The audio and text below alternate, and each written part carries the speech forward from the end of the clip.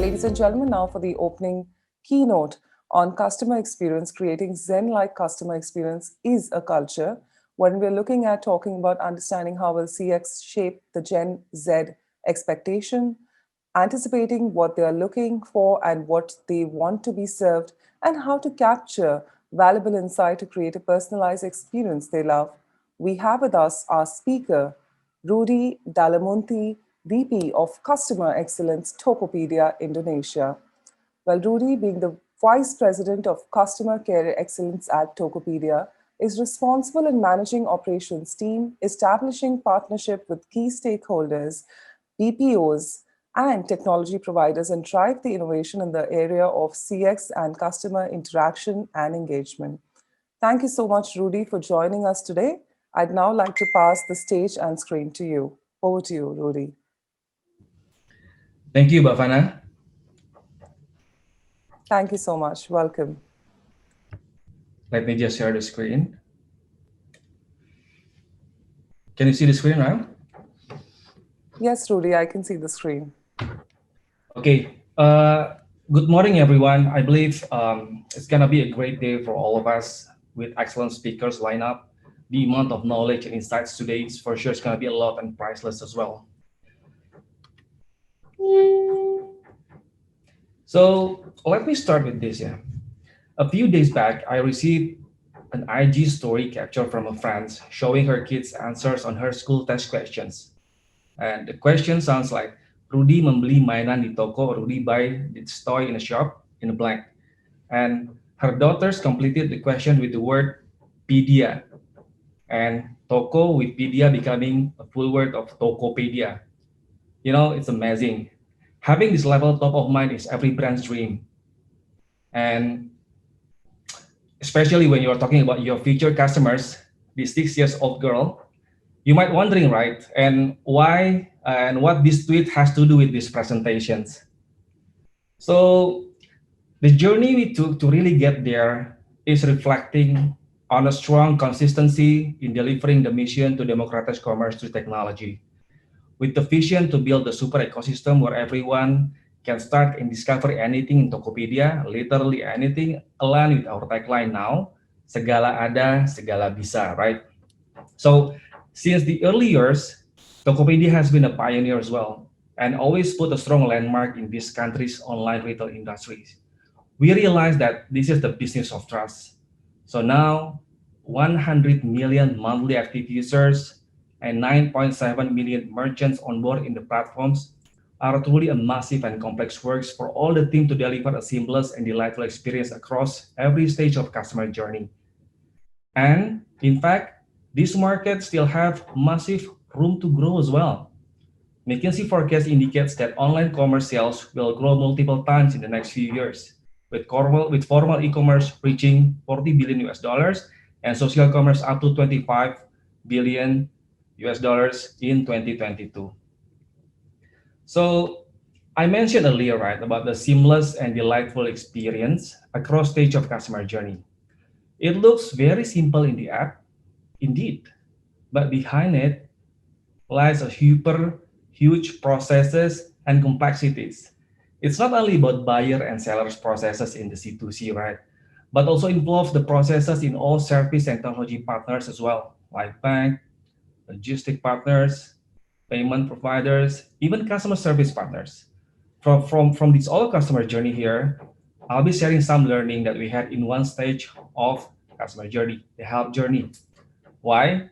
This is the stage of journey which covering massive numbers of customer interactions, including its complexities, where failure is not an option. And the way you handle each and in every interactions as well will create a different retention effect and ROI profile in long term as well. Especially during now, the pandemic situations, it's not just the significant increase, but the type of interaction massively changes from the regular days as well, driven by the big numbers of new buyers and sellers that newly exposed with e-commerce processes, and yes, multiple times growth in several product categories as well, like home cooking, home living, until the local lockdown that disrupt the SLA of our last mile delivery processings. And even worse, the tension that customer has right now is super different from the normal day, where they have other option to find it offline when the online doesn't work. In short, when customers have delayed in delivery, you will see a different level of tensions compared to the before COVID times. More number of contact, of course, in our customer care. And this pattern is unique to e-commerce only when the room to grow is still very high. As you see here, if you compare to telco customer interactions, I've been in telco industries for 10 years as well, which the traffic is relatively stable and massive spike happened during the system outage only, or in the bank where they have an increase but relatively not that fast. The e-commerce customer interaction traffic can jump up to 50 and to 70% month on month, especially during the big campaign. So it was a complete roller coaster for all of us. Hence, without AI implementations, it really means a disaster. You cannot rely only by adding more and more human CS to handle that traffic, right? So it is bad news for your ROI if we do that. Yeah, it's amazing. I mean, it's beyond the marketplace. As you see from the inside the giant wave of traffic, it's just beyond the physical goods marketplace. It's also comprised of shipment, government services, entertainment, payment, and travel income, including the utilities as well. You can find it and you can do anything in Tokopedia. So without AI, and in other words, we'll need to double what we have right now in customer service manpower to handle that current increase. And with the costly operating costs as well, if you move it to the right-hand side of this funnel, right?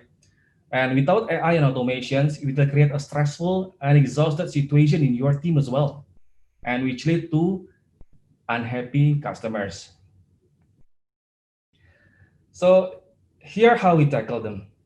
We design the funnel with clear and transparent experience in each layer. The first one is the help page. So every customer will be redirected to this page first. It is by design. We predict the potential problem a customer likely to ask, which provided a list of invoices with detailed stages of transaction along with information that they need from the help centers. So it helps us to deflect up to 90% of the customer interactions. And if it is resolved or unresolved, the bot and smart email response will help to analyze further the problem and deliver the best available response. It shows good stats though. The chatbot deflected more than 70% of customer interactions and email up to 30%. Even in a complex dispute between buyer and sellers in resolution centers, it has been solved by automation for more than 55%. All of these numbers deliver a massive impact to your ROI and a better experience for your customers as well, since the response is fast, consistent, and then if only the case still unresolved and need a further handling, then it goes to CS tier 1, 2, or 3. But at least you've done something better at the front, right? The implementation of AI is not stop at the chatbot and automations only, but also helping the URCS team to find the best answers to handling the next wave in the next funnel. So a bit further, I will flash some slides to show how it works. Here's in the chatbot. With the 3I principles, interface, integration, and intelligence, it has the capabilities beyond just handling the FAQ. Because if it is only in FAQ, it will be useless as well. It can analyze the order status and what recommendation actions for the customers is. It can work only when you integrate the whole API and embed the AI to support chatbot brain to become smarter and smarter. The right-hand side is the sample of the conversations as well. So it's beyond just the FAQ, including the COVID-19 specific use cases. So the next one, here is how it works inside the in-app email chat. During the COVID-19 and Idul Fitri days, integration with Logistic API enabled Tanya, our virtual assistant, to inform the areas with the local lockdowns. Of course, with the delay impact on the pickup and delivery processing as well. But to solve this, no human customer service involved to deflect more than 30% of the cases.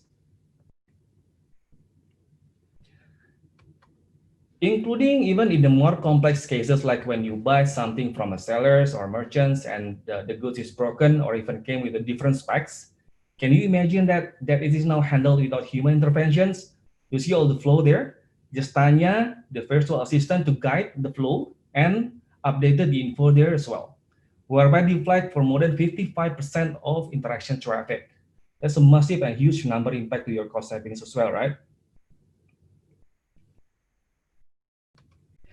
So it is not enough, when I'm talking only from the internal metric perspective or from the inside out perspective. So let's also looking at from the outside in perspective. Even based on our brand health tracking, customer preferred our automations better than others due to a faster and transparent solutions as well. And we also seen the increase in chatbot acceptance from our customers compared to the previous quarter, significantly better than previous quarters by 70%. That's good news for also for us in the chatbot team and CX team as well. Ah, so it is also advised to look deeper on the social sentiments, not just from the customer service reports, which only the customer service report is only tip of the icebergs. Many customers talking about your brands but not mentioning your brands as well. Some customers not really tagging your official social media accounts when they say something bad or even something good about your services, right? So this is your real promoters, by the way. Other customers will find the whole tweets there as a genuine recommendations which drive a strong purchase intent as well. It is simply beyond price considerations. As you see there, some customers tweeting that due to the service, I prefer Tokopedia compared to others because I have a reliability. They have a reliability in terms of service when I have a problems because we are dealing with millions of sellers, right? And there will be a very inconsistent as well in terms of experience and delivery from the sellers as well.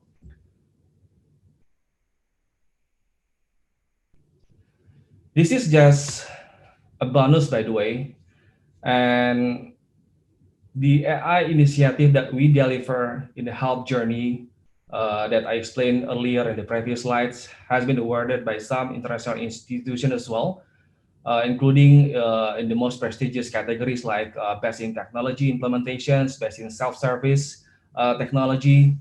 I mean, this is a good news also from our tech team, product team, and customer experience team as well, including the acknowledgement in some of the Forbes article written by the global CX expert, Blake Morgan, a few months back. Yeah. And I think this is all. We are still aiming to win the customer's heart beyond these awards as well. So I really hope that the whole presentations can give you insights and opening up your minds as well. And I think more experts today will give you a big knowledge as well in terms of customer experience. That's all from me. I hand this over to MC, and thanks for watching. Thank you. Thank you so much, Rudy, and thank you so much for being a part of the World CX Summit today, once again.